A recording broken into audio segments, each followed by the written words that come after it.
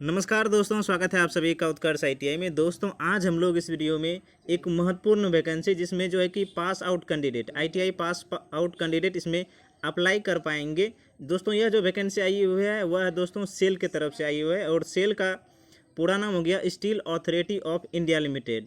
यह दोस्तों जो है कि राउरकेला स्टील प्लांट जो है ओडिशा में, वहाँ के लिए यह वैकेंसी आई हुई है। दोस्तों यह नोटिफिकेशन जो आया है यह 29 अगस्त को आया हुआ है और हम लोग इसमें आगे बात करेंगे कौन कौन से ITI के ट्रेनी इसमें कौन कौन से ट्रेड वाले इसमें अप्लाई कर पाएंगे और उसका आप जब इसमें अप्लाई कर देते हैं तो उसका जो है कि सिलेबस क्या होगा, एग्ज़ाम डेट आपका कब हो सकता है और अप्लाई कब से कर पाएंगे और इसमें फ़ी क्या होगा, तो सभी पे हम लोग इस वीडियो में डिस्कस करेंगे। तो अंत तक ज़रूर देखते रहिए बिना स्किप किए हुए। तो चलिए दोस्तों इस वीडियो को शुरू करते हैं। दोस्तों यहाँ पे वैकेंसी जो आई है वह दो पोस्ट यानी दो तरह के हैं, दो तरह के, एक एग्जीक्यूटिव्स हैं, एक है नॉन एग्जीक्यूटिव्स। एग्जीक्यूटिव में असिस्टेंट मैनेजर सेफ्टी के लिए है और इसकी पोस्ट की संख्या 8 है। कितनी है? 8 पोस्ट है असिस्टेंट मैनेजर सेफ्टी के लिए। अब हम लोग इसमें आगे जो है इसके असिस्टेंट अब मैनेजर की इसकी एलिजिबिलिटी क्राइटेरिया क्या आगे, कौन कौन से स्टूडेंट जो है कि इसमें अप्लाई कर पाएंगे, तो हम लोग उसमें आगे चर्चा करेंगे। तो सबसे पहले इसमें देख लेते हैं कि कौन कौन भरेंगे और उसकी नंबर ऑफ पोस्ट की संख्या कितनी है। उसके बाद है ऑपरेटर कम टेक्नीशियन बॉयलर ऑपरेटर। इसकी वैकेंसी की जो संख्या है वह है 39 है। कितनी है? 39 है। उसके बाद है माइनिंग फोरमैन की संख्या 24 है। सर्वाइवर की संख्या 5 है। माइनिंग मेट की 55 है। उसके बाद है फायर ऑपरेटर ट्रेनी की जो संख्या है वह है 25। उसके बाद फायर कम इंजन ड्राइवर ट्रेनी, फायर कम इंजन ड्राइवर तो इसकी 36 है। Attendant cum technician trainee HMB का यहाँ पे हो गया हेवी मोटर व्हीकल। तो यहाँ पे हम लोग इसकी एलिजिबिलिटी की भी बात करेंगे तो आपको वहाँ पे पूरा पूरी क्लियर हो जाएगा कि कौन कौन से इसमें अप्लाई कर पाएंगे। तो यहाँ पे हम लोग वैकेंसी के उसके बाद है ऑपरेटर कम टेक्नीशियन की जो ट्रेनी है वह जो है कि यहाँ पे डिप्लोमा वालों के लिए होगी। वहाँ आगे हम लोग इसमें बात करेंगे। उसमें है मैकेनिकल से metallurgy, electrical, civil, electronics, communication के लिए। आप यहाँ पे 15 है। उसके बाद इलेक्ट्रिकल के लिए 40 है, सिविल के लिए 5 है, इलेक्ट्रॉनिक्स एंड टेलीकम्युनिकेशन के लिए 5 पोस्ट है। उसके बाद है अटेंडेंट कम टेक्नीशियन। दोस्तों यह ITI वालों के लिए है। इसमें 3 ट्रेड अप्लाई कर पाएंगे, फिटर है, इलेक्ट्रीशियन है एंड उसके बाद है मशीनिस्ट। आप इन तीनों ट्रेड में से किसी एक से आपने ITI कर रखा है तो आप इसमें अप्लाई कर पाएंगे। इसमें टोटल नंबर की संख्या है फिटर के लिए 9 है, इलेक्ट्रीशियन के लिए 10 है और मशीनिस्ट के लिए 12 है। यहाँ पे कैटेगरी वाइज भी दिया हुआ है। उसके बाद अब आगे हम लोग इसमें रिजर्वेशन की भी बात है। रिजर्वेशन की अब हम लोग जो यहाँ पे देखेंगे एलिजिबिलिटी क्राइटेरिया, तो यहाँ पे सबसे पहले आप लोग देख लीजिए कि आपका 30/9/2022 तक में आपका 18 ईयर हो जाना चाहिए। आपका यहाँ से एज काउंट होगा। असिस्टेंट कम मैनेजर सेफ्टी की जो बात की हमने एग्जीक्यूटिव पोस्ट की, उसमें आपको BE या BTech आपको full time any branch of government recognised university से आपका फुल टाइम का जो है कि BE या BTech होना चाहिए, तो आप इसमें अप्लाई कर पाएंगे। उसके बाद है ऑपरेटर कम टेक्नीशियन बॉयलर की वैकेंसी जो है उसमें matriculation with 3 years diploma in engineering में आपका जो है कि 3 ईयर का डिप्लोमा होना चाहिए 10वीं पास के साथ साथ किसी भी गवर्नमेंट जॉब में। दूसरा है first class boiler attendant certificate of competency. आपका फर्स्ट क्लास का जो है कि बॉयलर का अटेंडेंट सर्टिफिकेट भी होना चाहिए। उसके बाद है माइनिंग फोरमैन है मेट्रिकुलेशन विथ 3 ईयर का जो डिप्लोमा होना चाहिए किसी भी इंस्टीट्यूट से।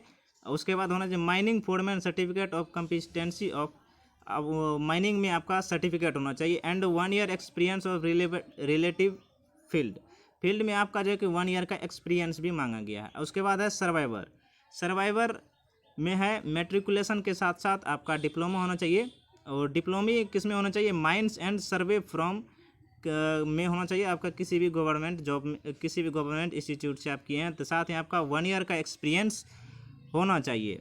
माइंस सर्वेयर सर्टिफिकेट आपका 1 ईयर का होना चाहिए। उसके बाद है ऑपरेटर कम टेक्नीशियन ट्रेनी। उसके मेट्रिकुलेशन तो होना चाहिए, साथ ही आपका 3 ईयर का डिप्लोमा होना चाहिए। किस में होना चाहिए? आपका जो होगा ब्रांच होगा वह इंजीनियरिंग में होना चाहिए इन रिलेवेंट डिसिप्लिन या मैकेनिकल, मेटलर्जी या सिविल। तो आप इनमें से किए हैं तो आप इसमें अप्लाई कर पाएंगे। उसके बाद है फायर ऑपरेटर में है जो graduation in any stream.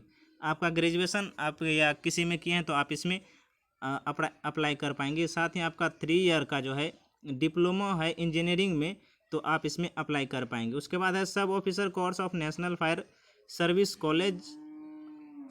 College and Nagpur of graduateship examination of the institute fire engineers. उसके बाद साथ ही आपसे खोजा गया कि valid driving licence for heavy motor vehicle. आपका यहाँ पे ड्राइविंग लाइसेंस भी होना चाहिए, वह होना चाहिए HMV यानी हेवी मोटर व्हीकल्स का होना चाहिए। अब आगे पोस्ट की हम लोग बात करेंगे तो वह है fireman cum fire engineer engine driver. Matriculation के साथ साथ आपका ड्राइविंग लाइसेंस होना चाहिए हेवी मोटर व्हीकल के साथ, एंड 1 ईयर का आपका पोस्ट क्वालिफिकेशन का एक्सपीरियंस मांगा गया है। आपका 1 ईयर का जो है कि एक्सपीरियंस भी होना चाहिए। उसके बाद है माइनिंग मेट का matriculation with mines mate certificate company से यहाँ पे होना चाहिए, एंड 1 ईयर का आपका एक्सपीरियंस भी मांगा गया है माइनिंग मेट में। उसके बाद है अटेंडेंट कम टेक्नीशियन में जो है आपका matriculation with ITI in relevant trade off fitter electrical machinist of government. Attendant cum technician जो है यही जो है ITI वालों के लिए है, ITI वालों के लिए यह है। तो इसमें आपका जो है 10वीं के साथ साथ ITI जो है 3 ट्रेड से होना चाहिए, फिटर इलेक्ट्रिकल और मशीनिस्ट। आप इन तीनों ट्रेड में से किसी एक से किए हैं तो आप इसमें अप्लाई कर पाएंगे अटेंडेंट कम टेक्नीशियन के तौर पर। अटेंडेंट कम टेक्नीशियन ट्रेनी जो है वह मेट्रिकुलेशन विथ हेवी मोटर, आपका इसमें ड्राइविंग लाइसेंस और साथ आपका 1 ईयर का एक्सपीरियंस होना चाहिए हेवी मोटर्स व्हीकल में। उसके बाद आपका यहाँ पे कुछ एक्सपीरियंस भी, candidate having experience in heavy, उसमें आपका मशीनरी में आपका एक्सपीरियंस होना चाहिए। उसके बाद यहाँ पे एज रिलैक्सेशन भी दिया हुआ है। आपको यहाँ पे जानते हैं OBC SC/ST को 5 साल और OBC को 3 साल का, यानी नॉन क्रीमी लेयर के अंतर्गत आप आते हैं तो OBC के अंतर्गत हैं तो आपको 3 साल का, और SC/ST के अंतर्गत हैं तो 5 साल का आपका छूट मिलेगा। उसके बाद उसके बाद हम लोग पे स्केल के असिस्टेंट कम मैनेजर पे यदि आप चयनित हो जाते हैं तो आपका जो है कि पे स्केल जो है वो 50,000 से लेकर के 1,60,000 रुपये तक आपका हो सकता है। उसके बाद है नॉन एग्जीक्यूटिव पोस्ट जो है वह ऑपरेटर कम टेक्नीशियन बॉयलर को जो है वह माइनिंग फोरमैन को जो है उसका 26,600 से लेकर 38,920 तक है। उसके बाद माइनिंग मेट जो है वह है माइनिंग मेट का यानी 25,070 से लेकर 35,070 आपका सैलरी उसमें हो जाएगा। उसके बाद है fire come operator training and operator come technician training की जो वह है उसमें मंथली कंसिडरेटेड पे ड्यूरिंग ट्रेनिंग के दौरान आपको 2 साल का ट्रेनिंग होगा। उसमें फर्स्ट ईयर में आपको 16,100 और सेकेंड ईयर में आपको 18,300 रुपया पर मंथ के रूप में आपको वहाँ पे मिलेगा, मंथली के रूप में मिलेगा। उसके बाद है ITI वालों के लिए जो है वह है फायर कम इंजन ड्राइवर और अटेंडेंट कम टेक्नीशियन। यहाँ पे आप ध्यान में रखिएगा कि अटेंडेंट कम टेक्नीशियन जो है वह ITI वालों के लिए, तो आपका फर्स्ट ईयर में यहाँ पे आपका 12,900 रहेगा और एंड सेकेंड ईयर में आपका 15,000 रुपये, यानी 2 साल का आपका जो यहाँ पे ट्रेनिंग जो चलेगा, ट्रेनिंग पीरियड में आपको फर्स्ट ईयर में ये पे स्केल दिया जाएगा एंड सेकेंड ईयर में 15,000 दिया जाएगा।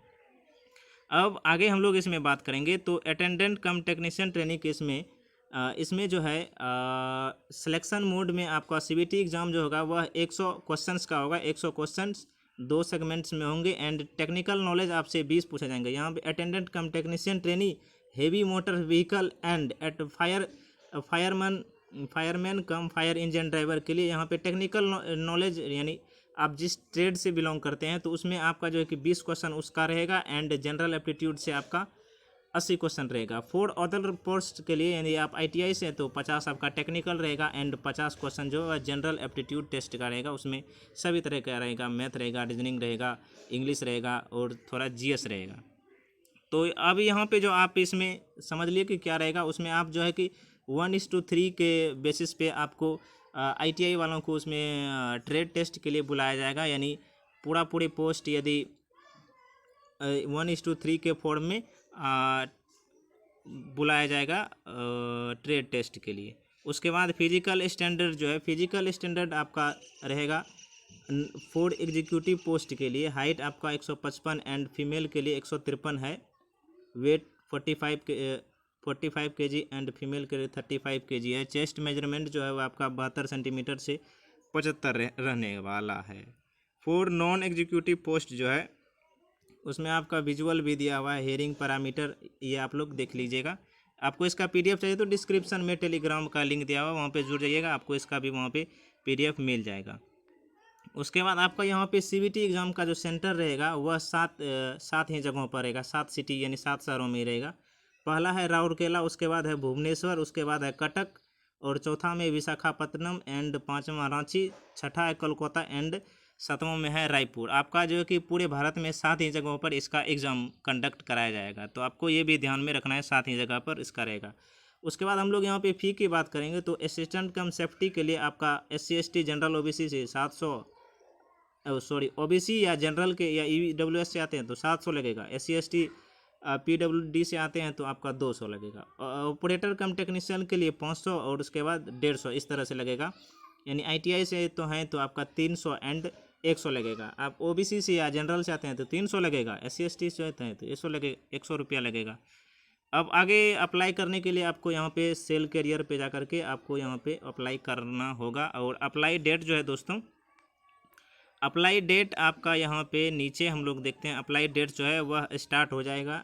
Starting date for submitting online application वह 6 तारीख 9वां महीना, यानी 6 सितंबर से आपका जो है कि 6 सितंबर से आपका ऑनलाइन एप्लीकेशन स्टार्ट हो जाएगा आपका। और लास्ट डेट जो रहेगा, last date online application closing का, तो वह रहेगा दोस्तों 30/9/2019 से 30/9/2022 रहेगा। यानी आपको कुल मिलाकर के यहाँ पे 24 दिन का समय मिला है। तो आप इसमें ITI पास आउट कैंडिडेट हैं तो ज़रूर अप्लाई करें। अब मिलेंगे नेक्स्ट वीडियो में। यदि आपका इसके बाद भी यदि कोई डाउट्स रहता है तो कमेंट बॉक्स में आप पूछ सकते हैं। तो अगले वीडियो में मिलेंगे, तब तक के लिए जय हिंद, जय भारत।